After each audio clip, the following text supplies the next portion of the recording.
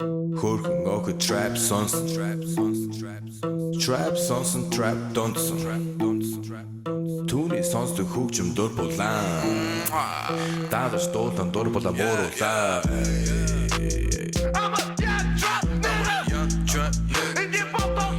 What's up, people? Welcome to a brand new MMA Roasted Podcast. It's great. The crew is back.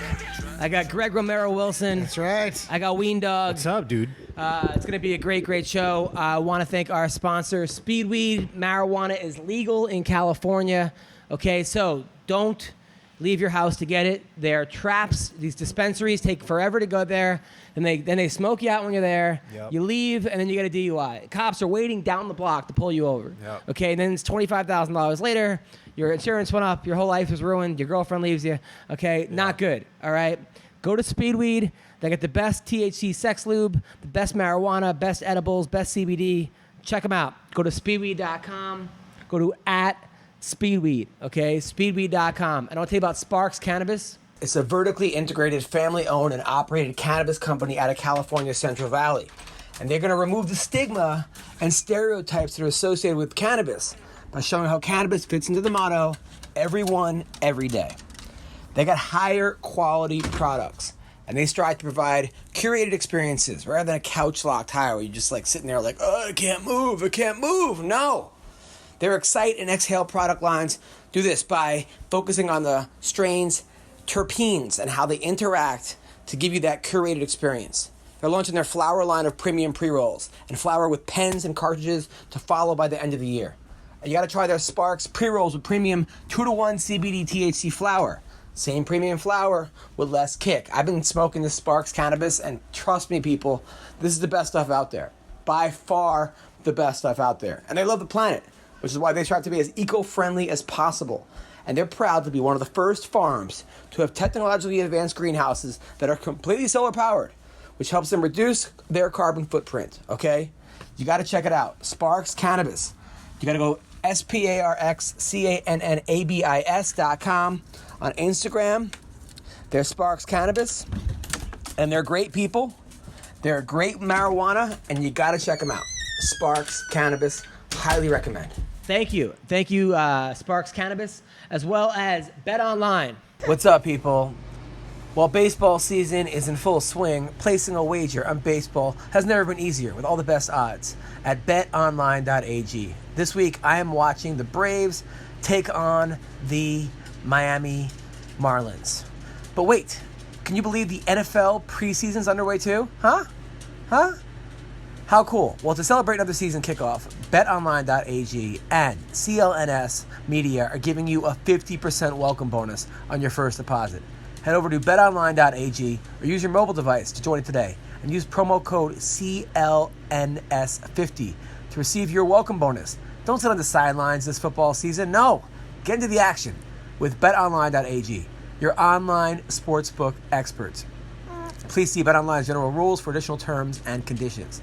Okay, a minimum of $55 is required to qualify for the bonus, and check it out. Thank you, BetOnline, and my man, I got to tell you about something else, Froggy MMA. Yes, Froggy MMA. It's time to forget everything you believe you know about frogs, because this particular one will literally knock your shirts off. Okay, Froggy MMA. Yes, people. I'm talking about Froggy MMA. It is the new challenger in the ring, ready to take on the big guys with their new kick-ass collection of MMA gear. And listen, I don't care how tough you think you are. Some of you guys think you're so fucking tough. You're not that tough, okay? You can bet your bottom dollar that if you let these guys hit you with their gear, it will be an instant knockout. Boom. Faster than Ben Askren get knocked out. 5 seconds. But you're out.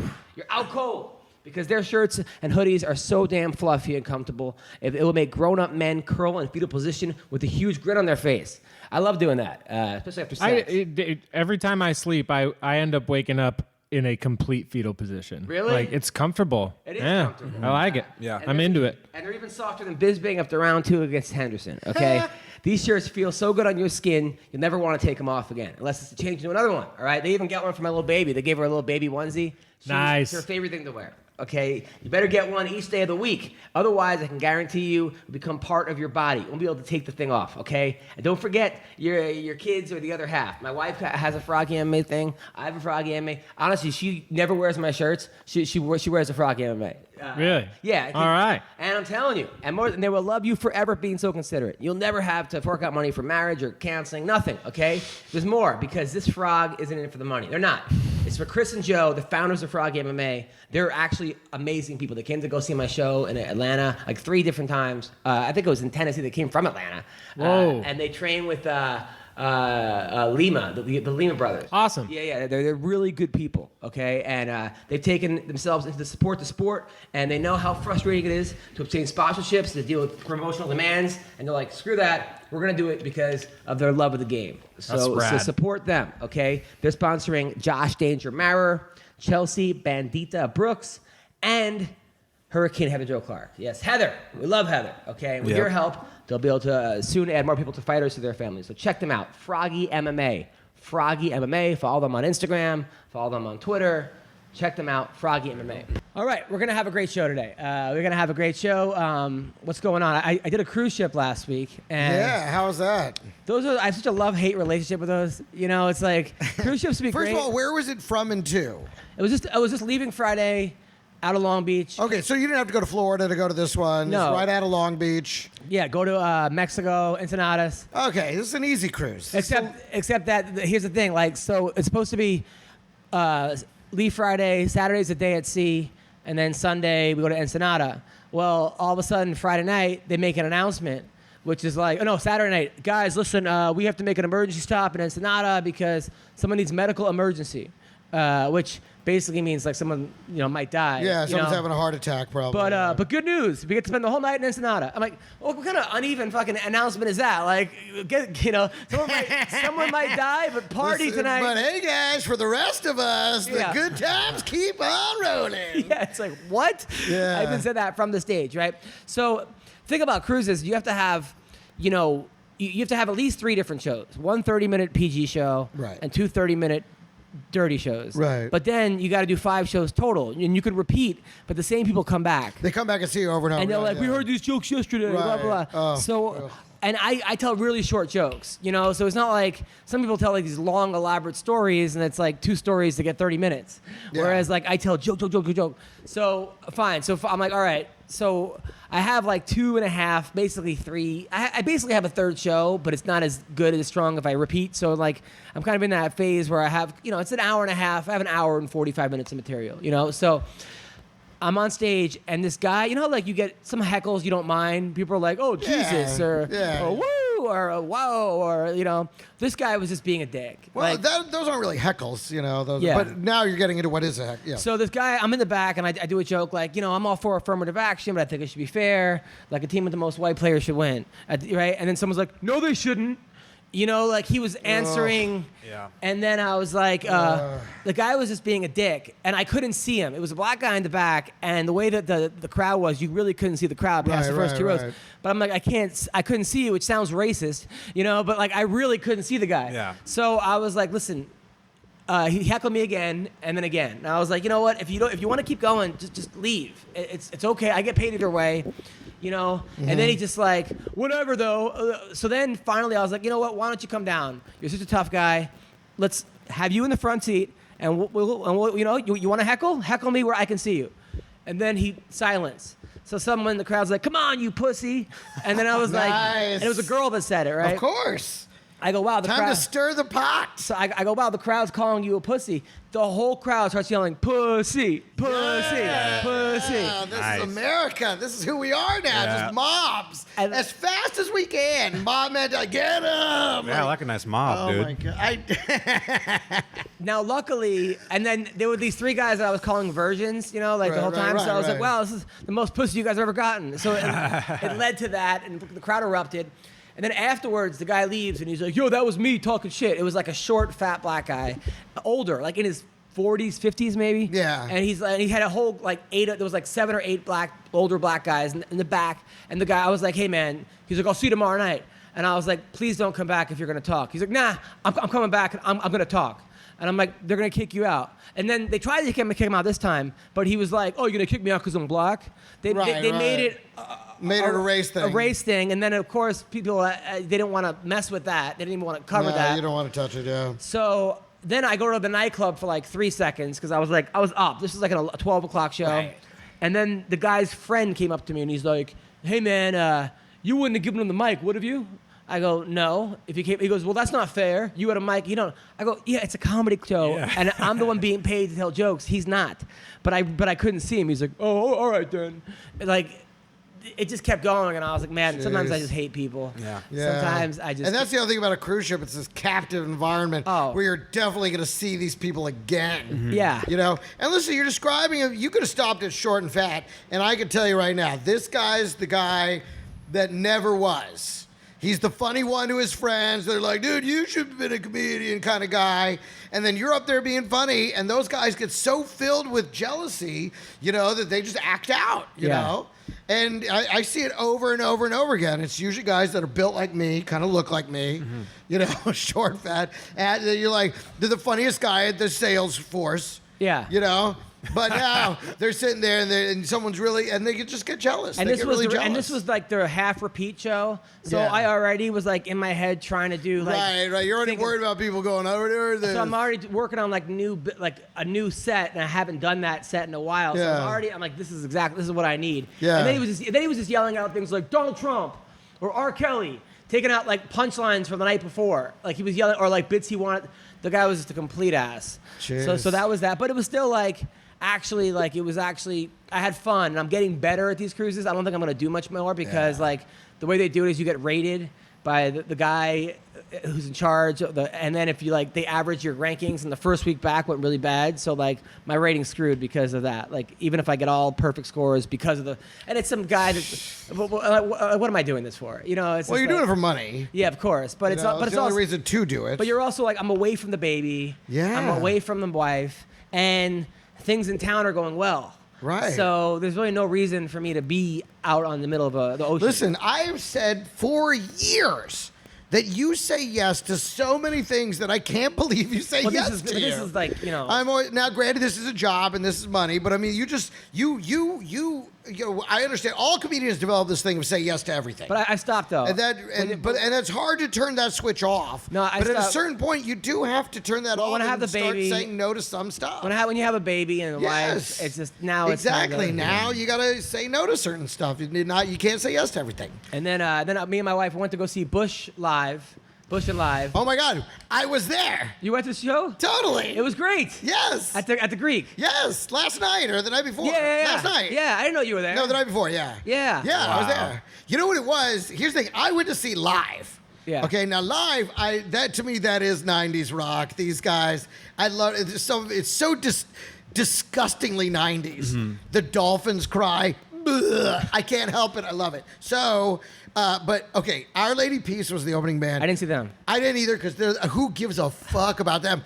And that's the other thing is I don't give a fuck about Bush either. They put on a good show though. I didn't care. I was like, we really don't have to watch one song by Bush. She's like, okay, let's go. You left for Bush? Totally didn't watch a single one, and I was totally fine with that. My wife we got into an argument there because I could tell she didn't really want to go, but she doesn't want me going with someone else. That's what it was with Summer too. Summer didn't want to go, but I don't know why. But she said she was going to go, and I'm like, should I give this ticket to somebody else? Like we should have gone together. I wish I'd known. And I'm noticing that like my kid is my little 1-year-old is already developing this habit with like I play Miss Little Piggy on her toes, and she kind of doesn't like it. I can tell she's like, and then I go, this little pig in the market, Deanne, this little pig roast beef, but then she lifts up her foot like, do it again. So she likes the attention, but not necessarily the activity. Right. Like so, it's kind of like my wife doesn't like the activity, but likes the attention I'm giving her. Right. So like we're out as long as we're out and it's a date, fine. So we did that. But Bush was really good. But the guy is a great front man. I think he gets not a bad rap, but I think him cheating on Gwen Stefani with the nanny. And like all that shit, people like hate him because of that, and they love Gwen Stefani. But the band's good, really good. But then, like I really wanted to hear, I don't want to come back down from this cloud, like that, and that's that. And then the other one were like Machine Head. Yeah. The last two songs, my wife's like, I want to go. Like Like there were 4 songs left. See, that's why I was not staying through all of that to hear those 2 songs. There were a couple Fuck other that. good songs, No, but those were the ones. They were yes. terrible. No, they were good. Bush sucks. No, they don't. And listen, let me tell you something. The thing that made me the happiest, the thing that really was the best thing about the whole concert to me, was that it was considered a co-headlining tour. And sometimes when bands do a co-headlining tour, they switch different nights. Which one goes first? Which one goes second? Bush was bigger than and we Live, were like, please let Live go first. But Please Bush let had Live go a bigger first. following than Live does. Maybe, but Live has a lot more hits. They have I don't know. Yes, they have No. 7 hits. What are some hits from Live? Because I don't know. I am not familiar Lightning with like. crashes. That's the Yeah, big Lightning one. Crash is but they had like 3 or 4 number ones and a number. I don't think so. You got like 7 that got into the charts. Glycerine. And I can tell you why I know this like is that. true because we looked it up online. Because Summer didn't think they had that many hits either. But I think they Bush had more 7 hits. top 10 hits. I don't think so. Bush had 2 hits. No, they had Yes. Glycerine, Machine Head, Yes. Come Back Down from This Cloud, and there was a couple other ones. They I had think about one 5. of those is still with the same. No, I think no, you no. named one of them twice. No, I did not. But I'll tell you what happened. So like I'm up there rocking to Come Back, and we're on the top rafter, Yeah. and she's like, I'm leaving, I'm getting an Uber. I'm like, I don't want to come back down from from the rafter. So we like left. I mean, I heard the one song and we laughed. Yeah. She was like annoyed at that, but she was tired. But then we went to Disneyland the next day for Right, for the baby's birthday, yeah. which was fun. Yeah. But it was exhausting. I mean, because sure. we got free tickets, but we had to get there about 8:30 in the morning. But Hey, it's worth it for free tickets. Those Oh, things are it's fucking worth it for expensive as sure, fuck. dude. like 5 free. The whole thing was free. Oh, that's awesome. Yeah, Yeah. because otherwise it's so expensive. And everything in there's The problem with me is like I have really bad OCD. Yeah. And one of the triggers of it is if I don't get enough sleep. So I just want you all to know that you guys will never hear the best part of this podcast. why would In you fact, say the that? best podcast in the history of podcasts. Oh, whatever. I'm kidding. So that was so then we went to go see Bush and we hung out with the baby and it was good. Tonight we're gonna go see Lil Wayne and Blink-182. Oh, okay. Yeah. I actually like Bush live better than those 2 bands. I mean, yeah. I've seen Blink-182. How are they? I'm sure Yeah, it's right. great. They're pretty good. I'm sure it's great. Yeah. They still have Tom Delrange, whatever his name is, as the front man, or is it somebody else? I have No, I no think idea. it's. Or I is, that a think, different, yeah. is that a different band? No, that's Blink-182. Travis Barker. Yeah. And then Tom DeLonge, who's like Is the that what it alien is? dude. He's like the alien dude. Yeah, Conspiracy yeah. guys on Rogan's Something podcast. like that. Did you watch the fights? Hell yeah, I watched the fights. You watched the dude. fights? Which fights? Colby Covington? Oh, yes. Yes. So let's talk about that. Okay, first of all, the UFC, I think Colby is great for the sport because he's a personality. Love Yeah. him or hate him, most people do not like him, the whole Trump thing and this and that. You want to watch him and you want to see him. I personally know the guy, happens to be a sweet guy. When it comes to me and him, is actually like a good person. Okay, but I think it's a lot of it is a shtick where he wants, he figured out when he did the TNA wrestling how important cutting a promo is, this and that. He looked great against Robbie Lawler. Robbie Lawler also looked like the worst version of Robbie Lawler I've ever seen. What was his strategy? He was like, okay, I'm going to walk into as many punches as I can and then throw nothing in return. It was so strange. Yeah. He just kept walking forward and just taking him on the face and then wouldn't throw his hands. It was crazy. I was like, where are you going? Where are you going? Throw your fucking hands. I was losing my mind. People thought it was a setup, like Trump got to him. He was and like that a zombie, just a zombie, and I mean eating them, and then his hands would do nothing. Was I the only one that saw No, a that? part of me thought that there was a reason that Colby took this fight on short notice, and because they used to train together, and according to Colby, he always got the best of Robbie in training, and I don't think he's a smart guy. He wouldn't have taken that fight if he thought there was a shot he was going to lose that fight. He looked great. Now afterwards, the whole Matt Hughes getting hit by a truck comment. You know the whole a train. Yeah. You know the whole thing, right? Yeah. Well, I Matt don't- Hughes got hit by a train about 2 years ago. People don't know necessarily why he was in the train with his girlfriend, but since then he had It's kind of hard some to people get hit by a train. some people think that there was maybe a suicide This or isn't something. the 50s. I don't know exactly what happened. Okay, but all I do know is that he seems kind of slow now. He and might have CTE. I mean, that may have been part of it. No You one never knows. know. It hasn't really come out what had happened, but he didn't get arrested or anything for attempted murder. So but Matt Hughes also. according to his book, used to torture animals, and you see him with these huge, he kind of a Trump guy where he's a trophy hunter, right. And there's all kinds of allegations about him, beating up, exes or his wife or this or cheating on, like not the greatest, not the cleanest track record. At the same time, Matt Hughes is a legend when it comes to fighting, and people seem to love him. And, my experience with Matt Hughes was he's a cool, nice guy, but. According to Matt, legends can be bad people too. Of course. So Colby Covington, after he wins, is like, "Hey, Robbie, you got to get up. You should have learned from your friend Matt Hughes when the trains come and get off the track." Like that was where that came from. Right. And that's where everyone was like, ugh. I know. There was audible. The crowd was like, "Oh." What people like asking me my thoughts about this? Look, it was a joke. Matt Hughes didn't seem to get upset about it. He put on Instagram, like, I don't know why he used me for that promo, but he fought a great fight. And congrats to American Top Team and yada, yada. And before the fight, he posted a picture. I guess he met Donald Trump with Colby Covington and Dana White. Like, he was there. So, like, he said that they were buddies. But I guess Colby afterwards said, hey, look, Matt Hughes' own brother is suing him, and there's all kinds of, the guy's not a great guy. So he kind of doubled down. I thought he was going to go the other way. Look, me and Matt Hughes are friends. I bust his balls, and that was a joke. If he would have went that way, I would have been like, look, sometimes people that get into accidents want to be made fun of. Maybe, if this guy's not offended, why are we offended on behalf of him? Other people are saying, well, the guy's a vegetable, so why are we even, not a vegetable, but, he's not exactly in the right state of mind. As a comic, I can't get upset at another guy for trying a joke because you can look through 90% of my jokes and they're offensive to somebody.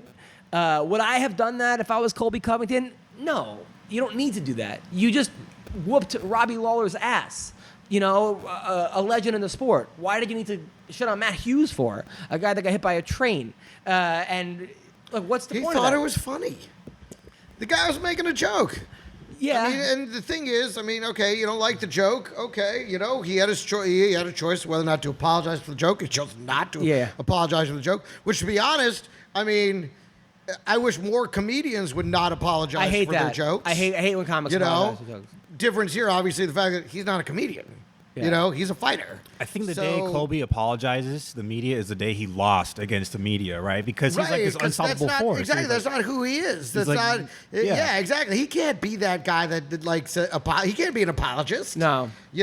So it's not on brand for him. It's just not. Mm-hmm. So I'm not surprised. But at the end of the day, he was making a joke. Yeah, it was a very dark joke. It was a very mean joke. So if you don't like him because of that, well, then there you go. If that was the reason you needed to not like Colby Covington. I look back at when Don Imus made that joke about nappy-headed hose. Remember he got in that? Yeah. And then he got kicked, all kinds of trouble. And Patrice O'Neal stuck up for him. And he's like, look, that was a joke. He made a joke. Yeah. And he was trying to. It was an attempt at a joke.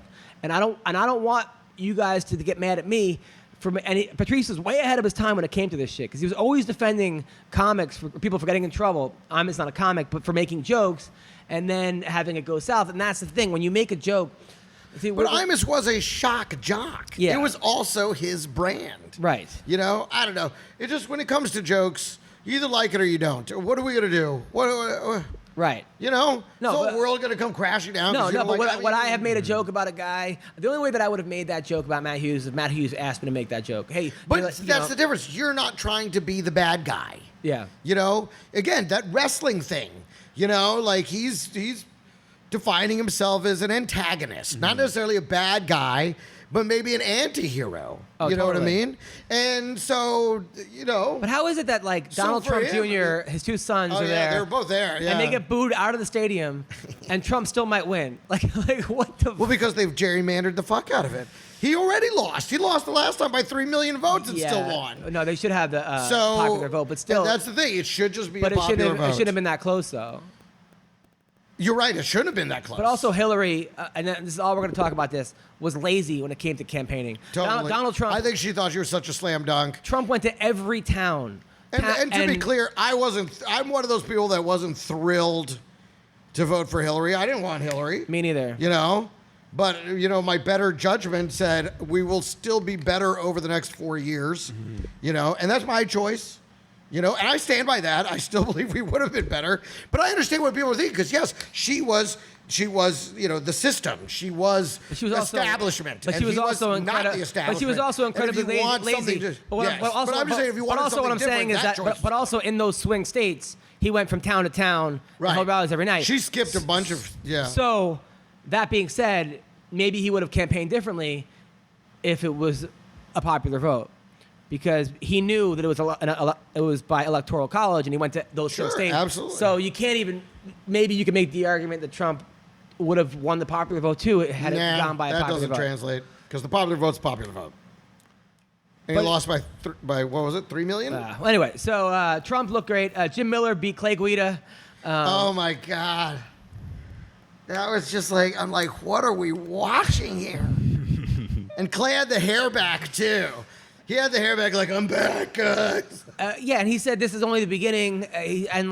But the thing, I was happy, though, because Jim Miller, I remember watching Jim Miller lose to Nate Diaz. And Nate Diaz came out to some Tupac song that was like, Still Ballin' by Tupac, which is like one of my favorite. And he just fucked up Jim Miller in New Jersey. Yeah. And I was like, I kind of felt bad for Jim Miller because he's like a good dude. So it was nice to see him like 5 years later beat Clay Guida, in a similar fashion. In what, a consolation match? It was so fucking weird, man. I was like, what? Although Miller, here's the thing. Miller, back when he was fighting, he looked like scar tissue, like he looked easy to cut. He looked like he'd had a million fights. And then he actually looked refreshed. And he looked pretty good. Like, I was surprised. I mean, they both looked bad. But he definitely looked better than at the end of his, at the end of his career there, At least none of them took massive damage. Also, they're both old dudes. Yeah. It sucks seeing someone take massive damage at that age. But he also weird. went out though. I mean, you got to figure like every time you go out. It was like a late stoppage by Herb Dean? I don't know if it was that late stoppage, one? but he was out. Clay Guida was out. Yeah. And I don't think that I think people are really underestimating how bad for you getting choked out is. I was gonna say, wasn't it the one where like he was out and underneath for a while? That wasn't the one, but it was another one. But like Bubba Jenkins, remember when he got choked out? Yeah. And he's like, "Oh, I just took a nap." I'm like, "No, man, your body isn't supposed to just go fucking unconscious." Yeah. Like that because of your It's not supposed to lose all blood to the brain. That's called brain death. Right. I think people are. I don't know. I get worried about people that just think it's he just got choked out. It's okay. He didn't take damage. He took no big damage. deal. He got choked out. It's fucking damaging. Have you ever been choked out? I've been on the brink of passing out. Earlier in my jiu-jitsu days when I was in the gi, there's like so many weird chokes they can get you with. I was rolling with this purple belt, I think, and he had me in some gi choke. And all of a sudden, out of nowhere, I didn't feel tight or anything. I don't know. I just see all these stars like flickering in front of my eyes. I was like, oh shit, is this what it feels like to get choked out? And then I tapped out. Yeah. But that was the closest I've ever been. I used to hate seeing those little squiggly stars. Yeah. I see those all the time. And then when he lets go, it's like you're sort of like, it's like you just woke up. Like, do you still see him or just then? I would sometimes if I just get up too fast, I'll see them.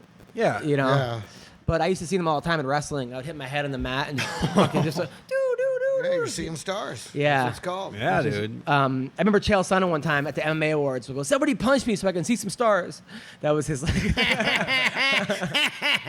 See, that's the thing. All jokes are such, you don't know if they're going to hit or miss till you let it go. Yep. Yeah, I know. That's what makes it such a dangerous art form. Such a dangerous art form. It really is. People don't give us credit. The decision is in instantaneously. Yeah. And you don't know until you let it fly. And sometimes, the thing, a guy like that, he doesn't have warm-up shows where he can go, okay, let me just try this one line on you guys. Yeah.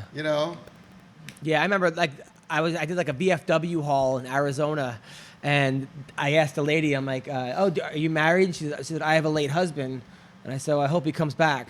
And nobody laughed. Oh. I do that joke now, it kills. But because it happened, she was in the room. Yeah, it's fucking death. It was death. Literally. It was rough. That's awful. Sometimes we step in it. That's the thing. As a comic, you got to take chances. You got to take shots. Yeah. If you judge it too much, you lose the timing. The moment's gone, and it doesn't work the same. You have to take the shot. Of course. And sometimes that means, I've had some shows that were going great. I'm just playing a concerto that I'll just hit 3 sour notes in a row, and it's like, that's the worst. The best, as a comic, obviously you want to be at 1 to 10, level 10 the whole time, right? Yeah. But then there's times where you start off at 10 and end up at 0. Like let's say a 10-minute set. At 6 minutes in, you lose them, and the last 4 minutes are death. Yes. I'd much rather have you don't have them the first 4 minutes, and you get them the last 6 minutes. Oh, absolutely. Yeah. Everyone would rather that. It's always Yeah. about how you finish. Always how you finish. You know? Yeah. Oh, they forget. Oh, listen. The worst is when the closer dies. Oh yeah. And you're like, that works every time. How'd that die? And it's like they forget, like something just goes wrong, and they forget. Oh, the other 44 minutes of greatness. Yeah. But the worst is when you're running Just disappears, and they just walk out like not looking at you. And just like, that joke normally works. Or there are so many times like when you're running a show and you're late on time, and the comic is like, oh, I'm gonna get you with this one. They keep trying to get him with a laugh. Yeah, that's when you're just they're And it's trying to like find it. 8 minutes They just of want to just- find one to get off on. It's like, just get off. You're done. You're singing like a stone. It's over. It's over. And actually, usually, if a closer bombs, I've got minute closers. I'll just do a different one until something works. Yeah, but man. So I was happy for Mickey Gall. Mickey Gall got the win. Yeah. And now Mike Perry called him out. That'd be a good fight, actually. Actually, would be a Perry good called fight. Mickey out. Yeah. That would be a good fight. I mean, I think Mickey would probably win via submission just because he's much further ahead on the ground than Mike Perry.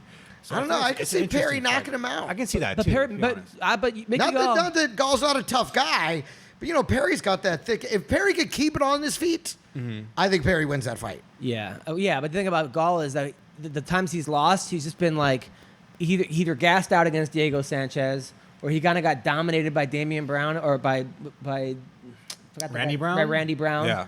But he didn't really get hurt.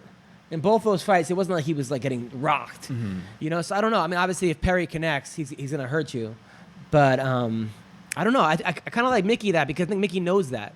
Mickey knows that this guy's only shot is to really. The thing about Perry is no one's gonna be surprised by his power. Like you know his game plan. But he's so strong. Don't you think? Like, even if Mickey, granted, Mickey's got the length to wrap him up, but don't you think he's strong enough to like shrug him off, to manage to get back up? I mean, he's just, to me, seems like he's so much stronger. But but he could not just getting back up. He could also like get caught even from the like a triangle or an arm bar or some kind of like how like Donald Cerrone finished him off. Yeah. So any type of finish on the ground, he can get on him. I think if Mike Perry loses this weekend against Vincent Luque, then that'd be a good call for him, because it is facing Mickey Gall at this point for Mike Perry is a step down anyways, because he's already beat Paul That's Felder. true. No, he that's beat, true. The Brazilian Cowboy, so he's beat some guys that are up there. I think going for Mickey Gall is a step down for Mike Perry, but if he loses this fight this weekend, I think that might be an okay thing for Mike Perry to do. And then my girl Lauren Murphy won. I'm so happy for her. This girl, I mean, she was a heroin addict. In her 20s. What a story. Lost custody of her kid. Yeah. And then got custody of her kid back. Wanted to do jiu-jitsu class with her kid who was 3 years old. Started training with him. And now she's looking like a world beater. That knee to the head was amazing. It really was. I was very impressed. I'm so proud of her. I like that one. She's a cool girl, too. And we got into an argument. Like, when I first started this MMA Roasted, somebody wrote an article about me that, like, just slammed me, and it got a lot of thing. And Lauren retweeted it, and, like, they were friends. And then she wrote me this, like, 3-page apology letter about it, and, like, was really, really, like, I was like, holy shit. Like, this is, like, we became really good friends instantly. So Yeah. I've never had anybody, like, most people never admit they're wrong. And she wasn't even necessarily in the wrong, but, like, she was, see, what was, I almost lost my job at Fox Sports when that happened. And she was like, people don't realize that when you... Oh, the Fox Sports one, yeah. People don't realize when you do these Twitter campaigns or you this or that, you could fuck with someone's job. You usually do.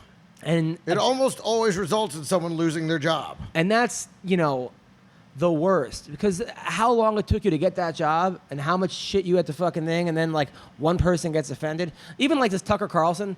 I watch Tucker Carlson. I don't agree with I love Tucker a lot of Carlson. what Tucker says, but he's entertaining as hell. Hilarious. He is hilarious. He's the most obnoxious guy. Yep. It's strictly comedy. But people don't like what Tucker has to say, fine. But every fucking week it's fire Tucker Carlson, hashtag fire. Like, you got to have dissenting voices. You can't all be liberal. Right. Everyone can't be, like, if you don't like... Well, and not only that, I mean, it's still helping him. Well, it's achieving Not his- if he gets fired. You think that's going to get him fired? No, they relish that. It's just more. It's more about him. Mario Lopez almost got fired last weekend. It all helps someone like that. You know what I mean? Like negative press is still very good press because it's still press. Like Mario. Now, I don't think that. You know, some people say there's no such thing as bad publicity. I don't think that that's true at all. O.J. But for Simpson. some people, negative publicity is just as good to their employers as positive. I don't know, but like Mario Lopez apologized. They were trying to get him fired from Access Hollywood because What did he do? Oh, this is ridiculous, Greg. You're gonna love Is it this. abs? You're gonna love Is this. Is having incredible abs a he crime? basically said something to the extent of like he think it's healthy for transgender babies to like have to what they're like. It was he doesn't think it's okay for like a child that's like the age of 3 to like choose its own gender. Therefore, the parents like pumping the child with different hormones that will affect them for the rest of their life. That's basically what he said, which I mean, it's fairly reasonable. I was gonna say I don't think that I disagree with that necessarily. No, I don't either because I mean, to be honest, it just makes sense. Yeah. And a then- 3-year-old. Yeah. and people were like, Listen, I mean, because it's like, hey, let's just see if this sticks. You know what I mean? Let's give him 9 more years. well, he had to write the apology, and I'm sorry. But, and I mean, now I learned this. Well, you know, that's the thing. They used to just get, like it was, you wanted to get playing to a network, okay? Like, it took some effort. You had to get out paper and pen A lawyer. or a typewriter, and you had to write it, right? You had to proofread it. You had to put it in an envelope. You had to get a stamp. You had to mail that shit. Then it would take a week to 2 weeks to get where it was going. Then it had to go through the interior mail system of the network before somebody would open it and look at it and be like, oh, we got a letter about that show 3 weeks ago. At this point, the whole world's moved on from it anyway. Now, just anybody and everybody, all of a sudden what would have been one letter is 20,000 tweets. yeah. Because all you have to do is retweet, click, click. Yeah, you know what? I'm against that. Click, click. And so now 20,000, when you think about 20,000 versus a viewing audience of 3 million, yeah, I'm sure every topic is going to offend 20,000. But they out of always 3 think million. that one tweet represents. Right, how they've many- blown it out of proportion like one tweet equals more than one tweet. But it's just crazy. Like it's the old mail system still. So tonight on PFL, 8 o'clock, Satoshi Ishii, you know who that is? He's an Olympic gold medalist for Japan, Okay. but he actually moved to Croatia to train with Crow Cop, and now he's a citizen of Croatia. So you have like this 6'4" Japanese guy. Wow. Who's he's fighting Jared Rosholt, who was 5-2 in the UFC, but got cut for being too boring, basically. So he's fighting in the PFL. Vinny Magalish is fighting. Vinny has to win, or else he's not in the playoffs. Wow. Hey, whatever happened to that fighter? That one guy, I think he's coming back to fight soon, isn't he? The one who would always do that roll attack, the somersault attack Oh, he in the won. leg. He won his last He fight. won, okay. He beat Darren Elkins. That's what it was. Ryan Hall. Yeah. He's one of those guys. I like that guy. Me too. Nobody likes him because No. he's I like emotionless and he's weird. Yeah. Okay, he has a very serial He has killer severe vibe. Tourette's. It's or got something. Yeah, Tourette's. but I like him, man. Of course, you have to like that guy. Yeah. But it's also I like his fighting style. It's just so, I don't know. There's something very he has some good kicks too. weird about it. I just like the way he just, Speaking he's of getting alternative fighter. Speaking of getting cut from the UFC, we should talk about Cyborg after this. Yeah, so Yeah. Cyborg got cut and then went after Dana and demanded an apology for some of the things that he said in the past, which he said something like, she looks like Vanderlei with a wig on.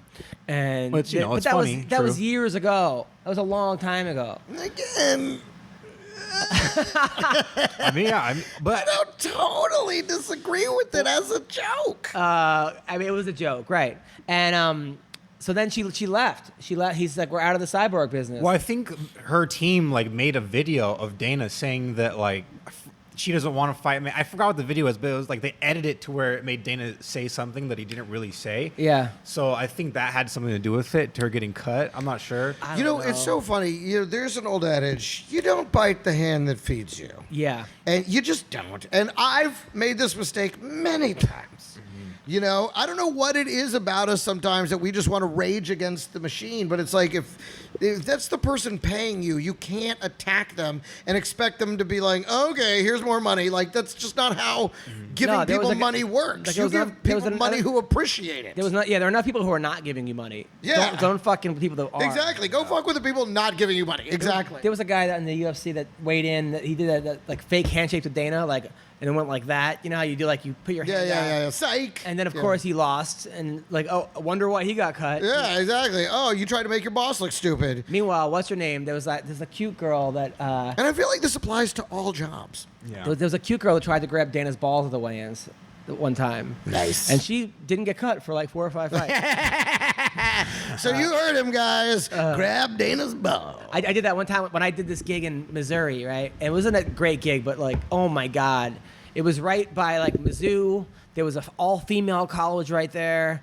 There was, like, 5 colleges, and they would all go to this nightclub afterwards. Perfect. And the club was packed, and I used to get, like, blowjobs before the show, threesomes in the green room after the show, Oh, my God. back at their places with college kids. It was unbelievable. And I was in my 20s. So Yeah. after the show, I'd be like, listen, if you like my show, don't come up to me and buy a T-shirt. Just grab my balls.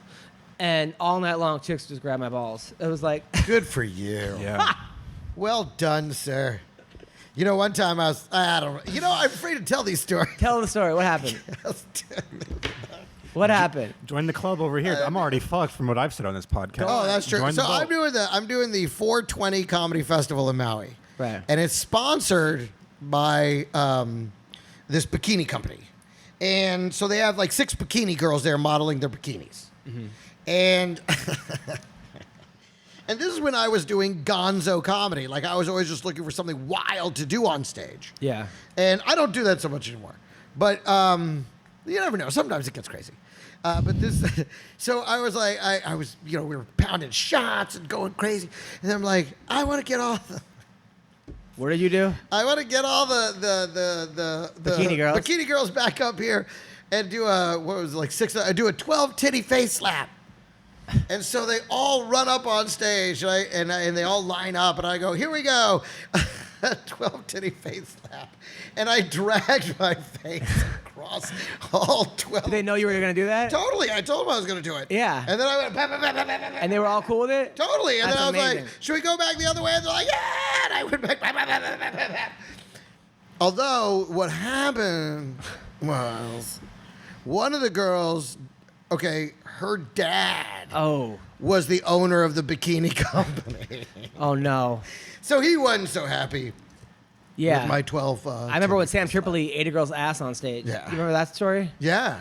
It was, Well, there was a guy in New York that was like his big closer, was eating cottage cheese out of a girl's ass. oh, that was from the Howard Stern show, those guys. Yeah, exactly. What was they? Something my Levy? Bob Levy. Well, Bob Levy. Well, so I get Tripoli this gig at like in Seal, Dana Point, like I don't Yeah. know, one of these bar gigs, and I go, "How'd it go?" He goes, "Dude, I don't want to tell you about it." I'm like, "What happened?" He goes, "I ate a girl's ass on stage." I'm like, "Ha ha ha! How'd it really go?" Well, that's really how it went. So he was on stage, and some girl was heckling him, and kept going to the bathroom to do coke or something. Obviously. And he goes, "If you get up one more time, I'm gonna eat your ass." And then everyone was yelling, "Eat her ass, eat her ass." So he lays down. The girl fucking drops her pants. Oh. And he just eats the girl's ass, like. And I was like, I hope this is like your closer. You know? Yeah. There's nowhere to go from here. Yeah. So then the girl's like a lesbian, I guess, and her girlfriend started like punching, charged him, and tried to get her off while he was eating her ass. Yeah. And some guy started hitting him, and then like it was anyway. So then like chaos ensues. The next week, this is what the guy told me. Next day they had like a staff meeting. And they were like, and they had to bring up, yeah, we can't let the comics eat people's asses from the stage. Again, and that's the thing. I hate that we look at this like revisionist history, like what's awful now was awful then. At the time, this shit was gonzo and wild, and everybody was into it, you know? And now people are like, oh, well, did you get written permission in triplicate? Yeah. You know, did she docu-sign off on that? It's like, this is the past. I can't go back and change the past. No. You know? And back then, this shit was hilarious. What do you want me to do now? Still hilarious. It is. Yeah, It was I would- awesome. That crowd went nuts. Of course. You know? Yeah. We used to do, when we did the Madhouse show at the Supper Club, it was like the biggest comedy show in New York. You know, like 3,000 screaming fans. And we did a lot of nasty shit on stage. What'd you do? Like, I had this girl, like, I lay down and she, like, dipped her titties down into my mouth. Yeah. And one time I got, she just dropped her top and her titties around. I was just, like, holding a titty and jumping up and down and, all kinds of crazy titty stuff. That's comedy. Yes, it was. It was comedy. It wasn't drama. No. Not like it would be now. Now it'd be a fucking whole lot of fucking drama. When I started in New York, I used to go to this place called Surf Reality. Oh yeah. Oh, listen. Yes. And Lower East Side cuckoo-ness. A guy used to did heroin on stage. That was Yeah. like part of his act. Was like inject himself with a needle. And then just lay on the ground for 15 minutes. Yeah, but like Who was it? One girl like would just do her act in her underwear. Like she would just take all her clothes off and do her act in her underwear every day. And it wasn't like that was the theme of the show, or she was trying to like start. Like she'd just take her clothes off and perform. Man, gotta do something to survive, dude. That was the thing. I mean, because that room was made for weirdness. Like Yeah, that's what they wanted. What are you gonna do that's weird? Anything avant-garde. Avant-garde is really the word. And so that's what it was about. I didn't perform there a lot, and every time I went there, I was like, I gotta get back to the comic strip. yeah, but you always felt better about your own life. When you were Totally. there. I was like, yeah, because that shit. They were just being fucking crazy. So Saturday night, Shevchenko versus Liz Carmouche is the main event. Is this a pay-per-view or is No, No, this is a fight night, right? UFC, but it's still on Plus. You this still is have to have ESPN Plus. live from Uruguay. I don't see Shevchenko losing. She just looks unbeatable. But she has lost to Liz Carmouche before. That was the old Shevchenko.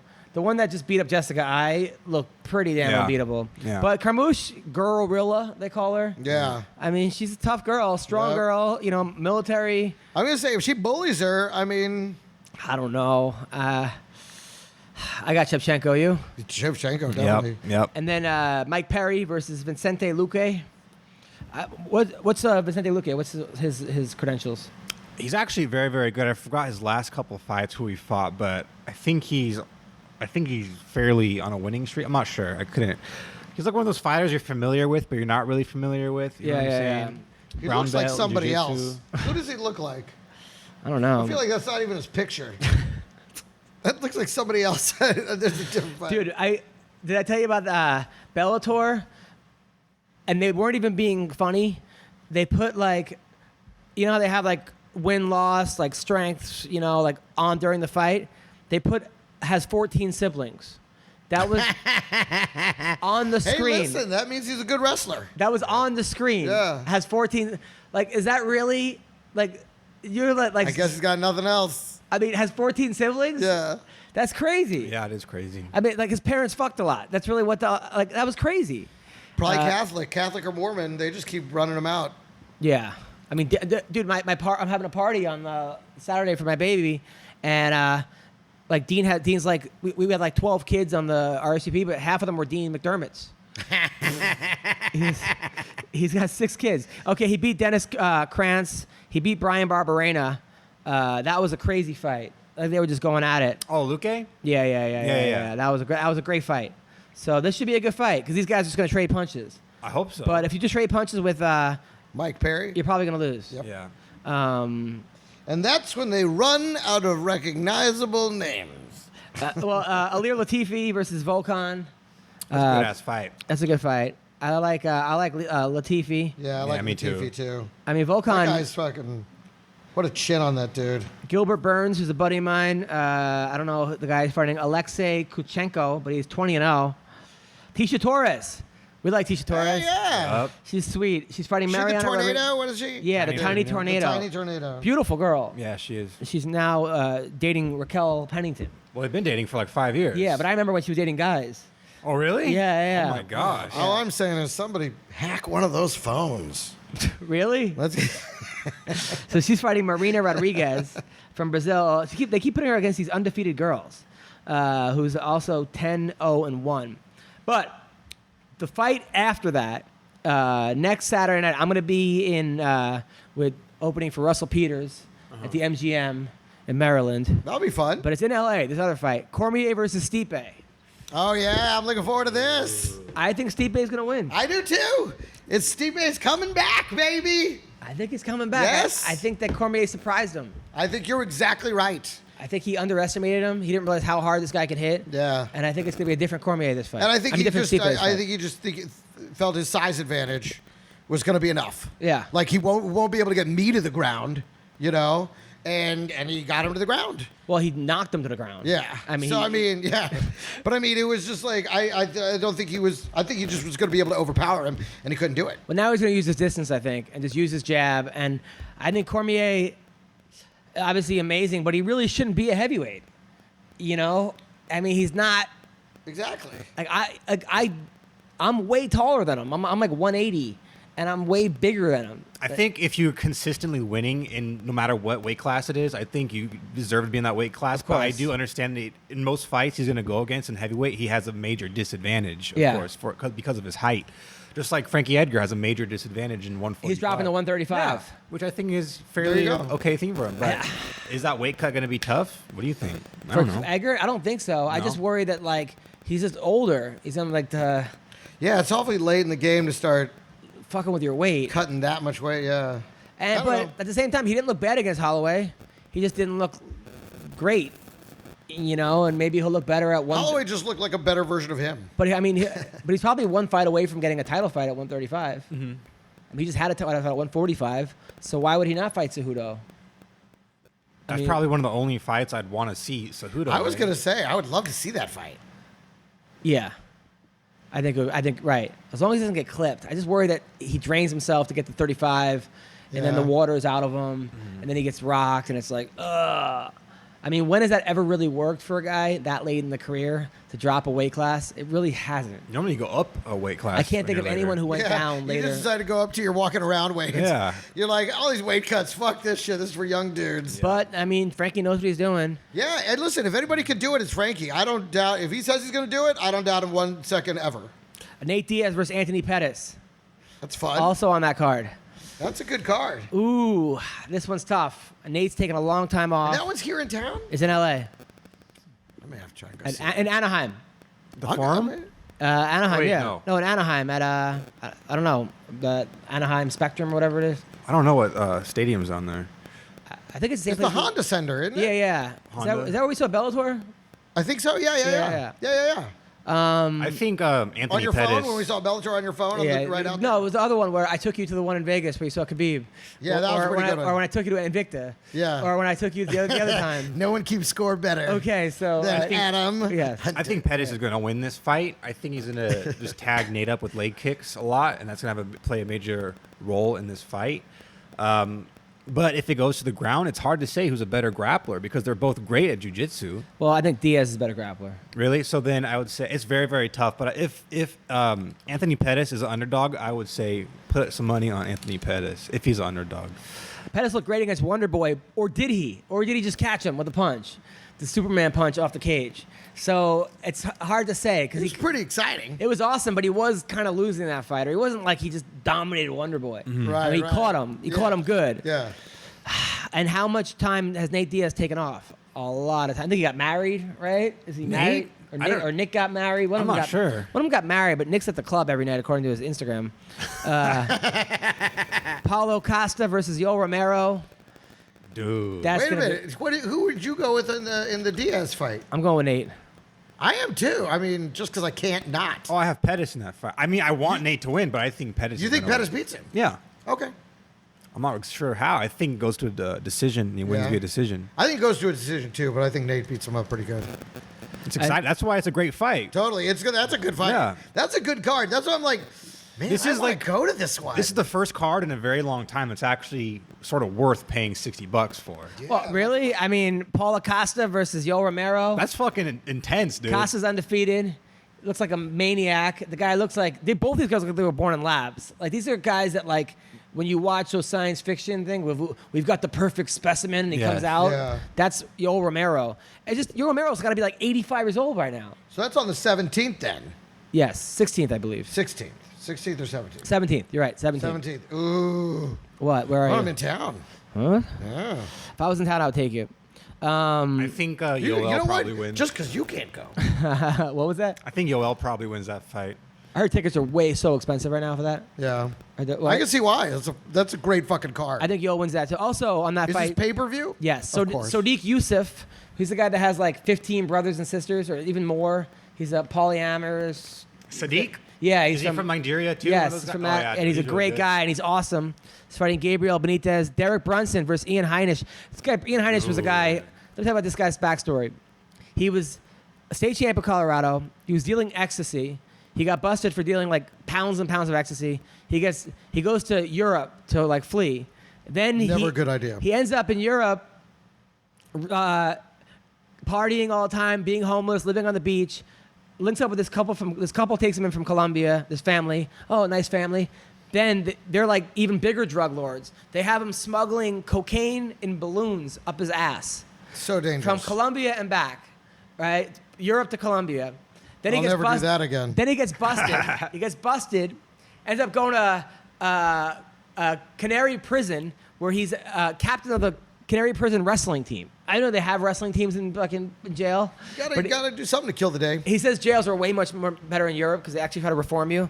But they Yeah. didn't like an American being captain of the wrestling team, so they moved him out of that jail to a different jail where he became a kickboxer. So learned MMA in jail. Then they let him out. They go, you're never allowed back in Europe. Goes back to the U.S., gets arrested on site at Rikers Island, goes into Rikers Island, is about to get shanked by this gang, and his mom puts up their house, bails him out. Now he's 13-1 in the UFC, fighting Derek Brunson. This guy. What a life, man. Yeah. What a story. Make a movie about that. Yeah. That's pretty amazing. Yeah. Good for him. And he's just coming off a win over Antonio Carlos Jr., who Yeah, I thought would be Shoeface. unstoppable. Shoeface. Yeah. Yeah. So when he beat him, I'm like, dude, Ian Heinisch is the real deal. Shoeface man. has a submission over Gary Tonin. A flying triangle, dude. Yes. That's very impressive. That is impressive. That sounds hard to do. Yeah. That sounds like the only way you could win a carnival game. You know, like win with a flying triangle. Then the undercard, we got Corey Sandhagen. That's the guy that like oh, dude, you have he to could be like, champion, dude. you have to hit that. You have to shoot that guy in the face to stop him. Yeah. This guy just never stops. Ever stops. Fighting Rafael Asensio. I think Sandhagen wins. I think he's gonna be champion. You think so? Yeah. Wow, interesting. Just watch Hot it. take. He's so Hot entertaining. take from the Weendawg. Terrible back tattoo, but you know what? He's gonna be up there, dude. And And then- 135, I think. I gotta watch this now. And then I gotta- Christos Giagos trains with Alan Juban. Is fighting Drakkar Klose. Really good fighter out of the lab. Yeah.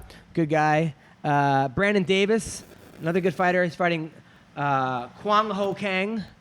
Not one whole cock. That guy got. no, this is a different one. That guy This got is cut. his cousin. Yeah. And then Shayna Dobson, who's fighting Sabrina Mazo, who's undefeated 6-0. The whole card's good. That's a really good card. That's a and I haven't said that in a long time. Yeah. That is a good card, man. Yeah. That's actually worth paying per viewing. yeah. Are you thinking about going? I am thinking about going. Yeah. And then also the next night is on Ryzen, Haraguchi, who, according to Dean Thomas, is the best fighter in ATT. Really? Kyoji Haraguchi. And I believe him. He beat Darian Caldwell twice. He's fighting Kiai Asukara. I don't know much about that guy, but I think. And then also on that card is the Monkey God, Jared Brooks. You've had him on the podcast a couple times. And then Justin Scoggins, another great fighter, and Victor Henry, who's 6-0. So that's a good Rising card. Really good Rising card. And then Bellator, Mitrione versus Karakonov 2. Oh, my the first God. one where he got Mitrione kicked him in the balls like 4 seconds in the fight, and then that was the end of the fight. Oh, did you see the fight on this past weekend where what was it? Darko Stosic? Yeah, like kicked him in the balls 3 times. 3 times, yeah. 2 points taken away from him, dude. Yeah. That's intense. And then Tim Johnson's on that card, who was a bouncer at a strip club, Uber driver, while in the UFC, which is not an love easy Tim life. Johnson. What? Listen, sounds like a good. You know, you gotta pay the rent. Bills Yep. come every month, man. That's the problem with my wife. Is like, so we're spending. She wanted $4,000 for this party, and I'm like, no, we're not having the party for $4,000. Like, we got down to like still over $1,000 for a kid's first birthday party and her birthday party combined, and I'm paying for it, and yada yada yada. But I go, the problem is that she watches The Hills, The Kardashians, Yeah. The Real Housewives, and thinks this is like normal. She needs to watch like Lyft drivers or like Postmate delivery people or the real meth heads of Lancaster. Like that's what she should be watching, Exactly. like not fucking the other. Ridiculous, man. And and then in China, in Shenzhen, China, Jessica Andrade is fighting Walil Zhang. Andrade looks like, see what she did to Rose Namajunas, where she just took Oh her. yeah. Oh, when is this card? That's August 31st. Is that pay-per-view? It's no, it's on ESPN Plus. Anthony Hernandez is fighting again. Yeah, and Andre Suck at Math. He's Oh on my it. God. He got mad that I said that. He said I was racist because he's an Asian guy. His name is Sukumta, and I said you. That's like reverse race, and that's like sort of. I mean, normally Asian people are good at math. Totally. Yeah, right. And then September 7th, Khabib versus Dustin Poirier. Finally. in Abu my Dhabi. God. Wait, this is next month? Yeah, Are you kidding me, dude? in Abu Dhabi. I wonder who they're going to be rooting for over there. Jeez, I wonder. This is gonna be Wow. tough. I don't know, man. I mean, I don't see how Khabib loses this fight. I mean, I can if he gets caught, but it just seems that he's on a different level. I want man. Poirier to win. Yep, 100%. I'll be rooting for Poirier. Yeah, me too. I think he can win. It's just Khabib just looks so good. Yeah. Guy's a monster. He seems indestructible. Yeah. But then again, anytime someone seems indestructible, Yes. they can make a mistake. And then Unless Barboza. you're John Jones. And then Barboza versus. Then you just make a mistake after mistake after mistake. yeah, Not in yeah. the cage. Yeah. But Exactly, but again, he goes and makes a mistake. And then Paul Felder's fighting Edson Barboza on that card. that's a good fight. I think they already fought, right? Yeah, yeah, this Who is won a the re- first time? I think it was Barboza. And then Merbek, Somana versus Diego Ferreira, Islam Makayev. I'm seeing a pattern with some of these fighters Islam Makachev? on this card. You want to sell some tickets, don't you? Yeah. He trained with Khabib. Shamil Akubarov is taking on they Curtis do that. Blades. Curtis Blades! Yeah. And then Curtis Blades, motherfucker! Andrea Lee versus Joanne Calderwood. That's a good card, too. That's dude. also a good card. Yeah. That's also a pay-per-view. UFC 242. That explains it. Well, yeah, if you're going to have Khabib, obviously that's going to be a pay-per-view, so. I think Tony has to fight the winner of that. And the same night, Ryan Bader is fighting Czech Congo in Bellator. There you Was go. it, okay, was Ferguson ever supposed to fight Khabib? Yeah. Like multiple yeah, times. Yeah. Right, that's what I thought. But then he had sunglasses on. He like tripped over a wire. It was Right. like the Shit three, kept going wrong. It was like That's the Three right. Stooges kept happening. It's like it was like that scene from O.J. Simpson, Naked Gun. Yeah. Remember? When he's on the boat? He's on the boat. It's just one thing after another. So Czech Congo That versus, would be a great. I want to see that fight too. That's the fight. of course. Tony Khabib? Yeah. Yeah, everybody wants to. It was so heartbreaking when he pulled out. Like, I don't know. a day I think before the Poirier fight. has a better shot against Khabib than Ferguson does because he makes less mistakes. Khabib makes so many mistakes in his fights. I mean, Ferguson does, which is why he's so exciting. Mm-hmm. But Poirier is way more of a technically sound than Ferguson. Mm-hmm. Ferguson's more fun to watch because he's doing like flying cartwheels and shit and crazy stuff. But you just wonder when that's gonna catch up to him. It's like He takes a lot of damage He's in always his like on the fights. brink of losing and then wins. Yeah. And against Khabib, Bader versus Czech Congo. I remember the first time I met Congo, I go, "Hey, how's it going?" He goes, "I'm gay." I'm like, "Okay, that's cool." He goes, "Just kidding." I'm like, I was like, "All right, that was like." Boom. Self-roasted. And then Daniel. I'm gay. I'm kidding. I don't call it gay. I just love cock. So yeah, the Bellator is the same night, and then Daniel Strauss is fighting Derek Campos. It's a good That's a fight. good card, too. I like Strauss. It's like I have an itch on my throat that I just can't scratch enough. Yeah, that's strange, very strange. And then Cowboy versus Gaethje, September 14th. God damn, September is popping off, dude. That's a good fight. Who wins that fight? Probably Cowboy. You think versus Yeah. Gaethje? Yeah. I don't know. I honestly don't know either. And then Uriah Hall's fighting Shoeface in that card. Oh, no. Okay, well, listen. Wait a minute. Which cowboy is this? Cowboy Cerrone. Cerrone. Okay, so Cerrone, is this someone like above? Would you consider Gaethje a step up or a step down? I'd say on par. On par, then he'll win. Why? Cerrone will win because he only loses matches that might actually advance his career. Beating Gaethje would advance his career. No, you said he's on par, so it'd be like a win. But anytime it's a step up against another, then those are the fights he loses. And then October 5th, we got Whitaker versus Israel. Adesanya? Stylebender, yeah. Adesanya. Yeah. I think Whitaker. Israel. I think Whitaker. I mean, Gastelum beat Israel in the striking almost. Wow. I like Israel. And that's one? I Yeah. think he's going to win. That's because you're pro-Jewish. I like that. It's tough because Robert only fights Israel. like once every 2 years. I know, but why would I be pro-Jewish? I don't know. You seem like you like Jews. I do, actually. Now that I think about it, I'm incredibly pro-Jewish. And then Holly Holm versus Raquel Pennington. All of my friends are Jewish. Raquel Pennington versus Holly Holm on that. Good, Holly, get back in there. Really? Yes, it's my girl. I like her too. She had a tough run, dude. Yeah.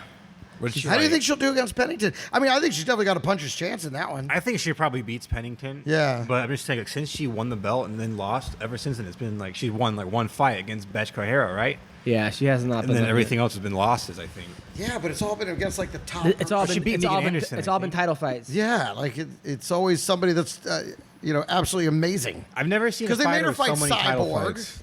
Then they made her fight like, come on. Yeah. Then they made her fight the girl that beat Cyborg. It's like every time Holly Holm fights, it's a title fight. It's like I've never seen some fighter have as much. Well, because she's a great fighter, you know, worthy of fighting those fights, but rarely the person that's going to win them. You know? I don't know. I mean, the Ronda Rousey fight was like, she's cemented in history. Oh, absolutely. Yeah. But she wasn't supposed to win that fight. I think that was more about Rousey's distractions than anything else. I think it was a combination. But we'll never know. Yeah. But she won, and she caught her with that beautiful. That's why I was like, God, I love this girl. Yep. Yeah. That leg kick sent her flying. By the way, shout out to the Lingerie Fighting League. They came to my show in LA, in Vegas. They want us to do stuff with them. Oh, cool. The Yeah. lingerie fighting. Please, I'm into it. Yeah. Now, we can't openly masturbate, right? I mean, we don't have to. You know what would be great if box seats just meant they brought you a box to put over yourself while you're jerking off after it. Have you That'd ever? be fucking great. Have you ever openly masturbated in your life? No. Right. What am I, a pervert? Get the fuck out of here. You've never. No. No. Yeah. That's fucking gross. Have you ever masturbated via Skype with someone watching? Oh yeah. No, because I'm too aware that that's just that you put something online and it's just automatically out there. I have also. Yeah, I have. I haven't. No, I've I mean, not to like resisted the random urge. people, but the girls I I think knew. phone sex is probably as close as I got to that. I'm like, all right, if you want to record the sound of me saying nasty shit, go, yeah, like, I think that's worse. put your fingers in my asshole. I think that's more disgusting. Exactly. Put that's your fingers in terrible. my asshole? Whatever. Is that what you Listen, tell girls? I don't think so. I don't know. Let's play back some of the things you said earlier in this show. Yeah. So what do you have coming up? You know, the El Paso thing's coming up in September, but before that, I don't know if everybody knows this, but I actually graduated from high school in El Paso, and obviously they were recently struck by domestic terrorism. And, you know, I graduated high school there. I've performed it. That was one of the first road clubs to really make me one of their headliners was the El Paso comic strip. I used to go to the El Paso comic strip when I was in high school. You know, my senior, it was the cool thing to do on Wednesday nights. They had like this, you only had to be 18 or 17 to get in, I guess, so we could get in. We couldn't drink, but we got to go to the show. And it was such a big part of that community. And then I got to be part of the club, and I've been going back there, you know, 1 to 2 times a year for at least 15 years. So I finally, you know, I was already booked to go in September, and I can't wait to go back there. I'm donating my entire paycheck from that weekend to the Victims Fund, Wow. the El Paso Community Foundation Victims Fund. That's awesome. And Victims of your comedy set or I would. go on. Do you want to make a train Matt Hughes joke next? Sorry. Go I would like a mob to form now. Okay. And you know what? Now I know it. I wish you'd play everything that he said earlier. Now, go. before I was Go like, on, I go saved on. you, Go and on. now you got to take this. Go on. El Paso shooting victims. You soulless motherfucker. No, go You on. horrible person. Although to be honest, Kabir Singh made the same joke online. Oh, really? Oh yeah. So it's out there. Yeah. But no, so I'm looking forward to going back and doing those shows and being part of the healing process. Much like after 9/11, Yeah. when we were comics in New York, you know. Well, at least one of us was. I was. No, you were there. Go on. I was actually funny at that time. Okay. So, no, but you know what I mean? Like, you felt like you wanted to be part of the healing process. Of course, yeah. You know, and it was a very noble and inspiring time to do comedy in New York and difficult time to do it in New York.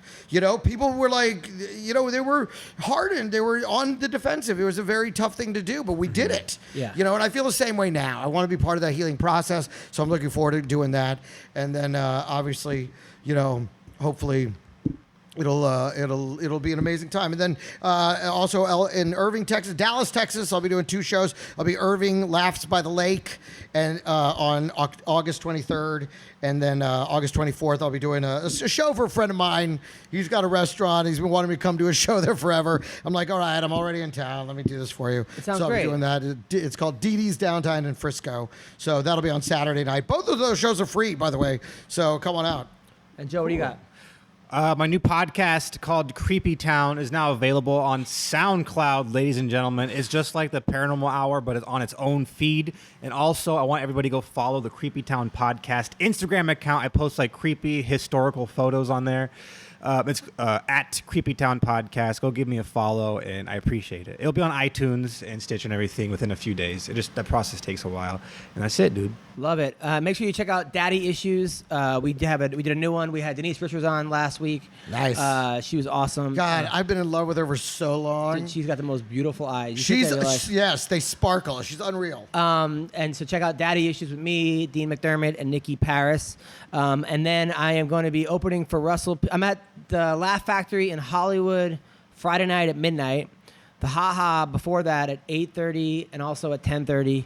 And then where am I? Dime Bar every Tuesday. Opening for Russell Peters on August 16th in Biloxi, Mississippi. And then at the MGM Harbor in Maryland.